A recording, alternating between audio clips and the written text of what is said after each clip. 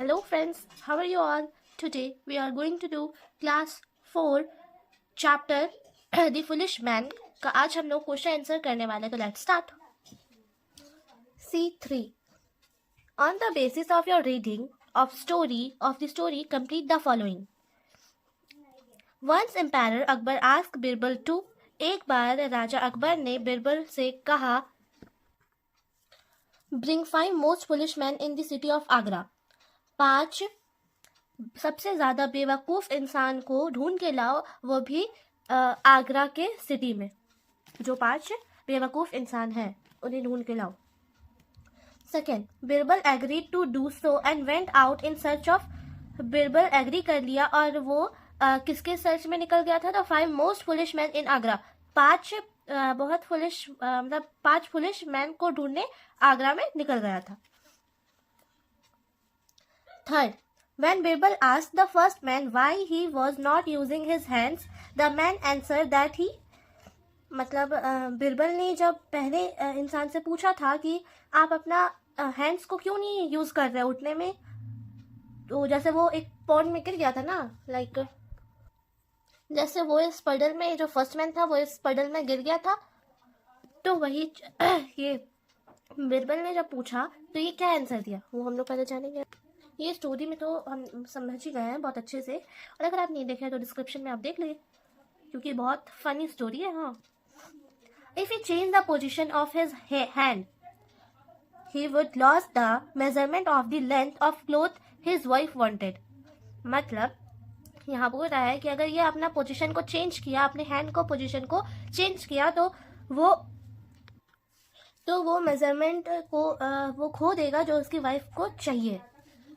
जैसे यहाँ पे है ना कि उसे इतना उसकी वाइफ को वांटेड है, इतना का अगर उसकी वाइफ को वांटेड है तो इतना सा दिमाग तो चाहिए ना कि फिर हम उठ जाएंगे उसके बाद फिर ये होगा.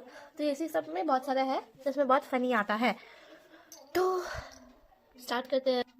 4.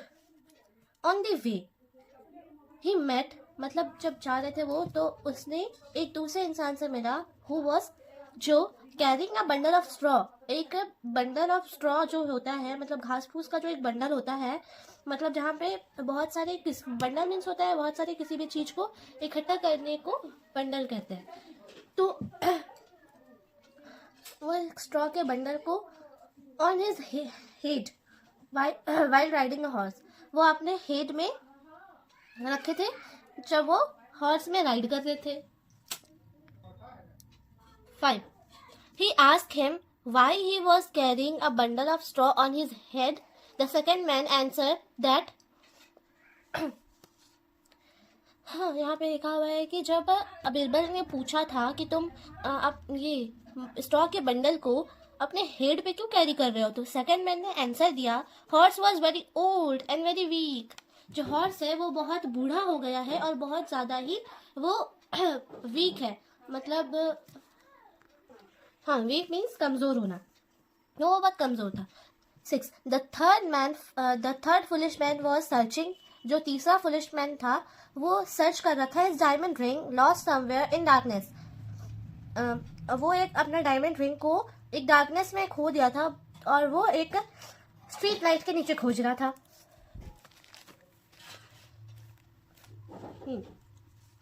According to Birbal, the last 2 most foolish men in Agra were the emperor and her son. जो बिरबल के अकॉर्डिंग जो लास्ट 2 फुलिश मैन थे आगरा में, वो एक एम्पायर थे और वो खुद थे. और क्यों थे वो बता रहा है. Birbal calls Akbar and himself foolish because, Birbal ने अपने आप को और अकबर को फुलिश कहा था क्योंकि he means Akbar set him such a foolish task. मतलब जो अकबर थे वो उन्हें एक फुलिश टास्क दिए थे. सबसे पहली बात तो वही हुए फुलिश एक, ठीक है. एंड ही मीन्स बिरबल या foolish carried out of his work. मतलब एग्री हो गए थे उसके जो अकबर ने कहा था उसके वर्क के लिए, वो एग्री हो गए थे और वो काम किए भी, इसलिए वो भी एक थे. हाँ, so C4 under column A below. एक कॉलम ए दिया हुआ है नीचे में. You will find some words from the play and under column B, मतलब आप लोगों को यहाँ पे कुछ वर्ड्स दिया, हम लोगों को यहाँ पे कुछ वर्ड्स दिया गया है और कॉलम बी में उसका मीनिंग्स दिया हुआ है। Match the meanings and the word, उसके जो भी वर्ड है उसके मीनिंग्स को मैच करो। तो कॉलम ए में लिखा हुआ है पर्डल, बंडल, स्पॉट, कर्टनली, सर्टेनली और मेजरमेंट। ठीक है, तो सबसे पहले पर्डल। पर्डल का मीन्स होता है a small pool of water, especially rain water.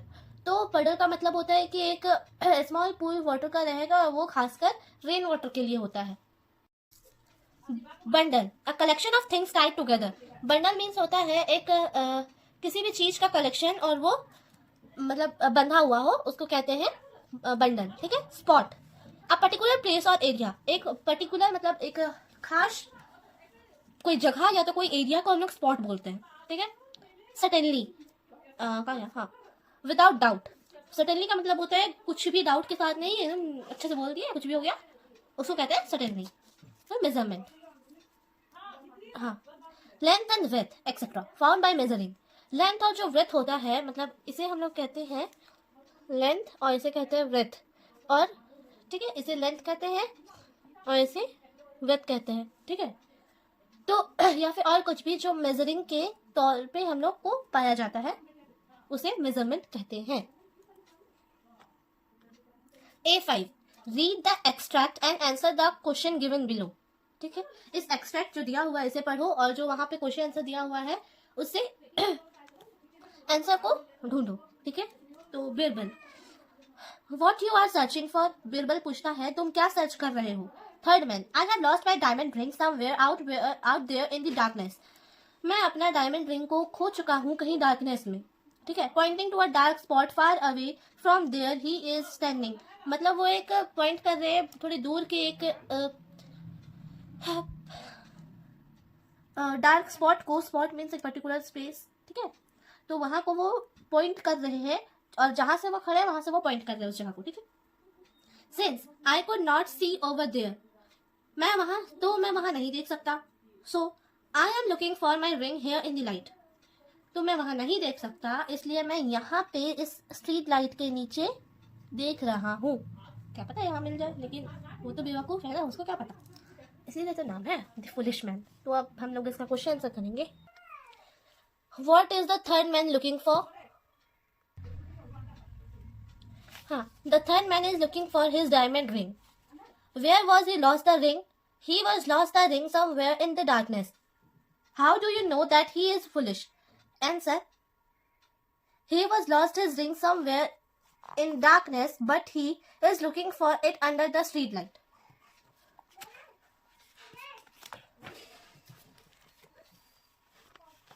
A7, speak a word length. The letter G is silent when the word length is spoken. मतलब यहाँ पे बोल रहा है कि जब आप लेंथ को एक बार बोल लो सब कोई, तो यहाँ पे बोल रहा है कि जब हम लोग लेंथ को बोलते हैं तो वो जो लेटर जी रहता है वो साइलेंट रहता है। When the word length is spoken, जब हम लोग लेंथ को बोलते हैं तो the G sound is not uttered, मतलब जब हम लोग लेंथ को बोलते हैं तो जो जी साउंड रहता है वो अटर्ड रहता है, मतलब उसको बोला नहीं जाता है। सही है। उसके बाद now speak the following words, तो अब ये जो वर्ड्स दिया हुआ है उसे पढ़ो। सर्कल द साइलेंट लेटर और लेटर्स, और उस लेटर को या लेटर्स को सर्कल करो जो साइलेंट है in each of these words, और ये जो नीचे में सारे वर्ड्स दिए हुए उसमें से। सबसे पहला है वेट। वेट का भी जी जो लेटर है वो साइलेंट है। हाफ, हाफ का भी एल लेटर साइलेंट है। नी का के लेटर साइलेंट है और जज का डी लेटर साइलेंट है, और ऑनेस्ट का H silent. So okay friends, मिलते हैं नेक्स्ट वीडियो पे, तब तक के लिए अपना ध्यान रखिए, बाय।